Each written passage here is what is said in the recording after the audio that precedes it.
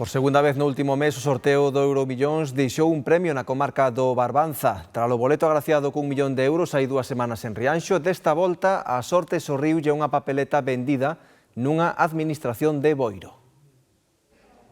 VPV 65531. Unha combinación de números e letras que pode parecer aleatoria, pero que se converteu en motivo de alegría no concello de Boiro dende o pasado martes, pois corresponde a un boleto premiado cun millón de euros no sorteo El Millón do Euromillóns. A papeleta foi selada na administración número 2 da localidade, ubicada na rúa Doutor Santos Mieites, e a identidade do seu propietario continúa a ser un enigma. Dende o establecemento non contan con averiguar de quen se trata, pero si aseguran compartir a ledicia do agraciado dende que recibiron as boas novas na noite do sorteo, especialmente porque se trata do primeiro premio millonario que repartiron na súa historia. Pois enterámonos por loterías que cando sacan o resultado, pois din onde foi sellado. Entonces xa dixo que fora sellado en Santos Mieites aquí.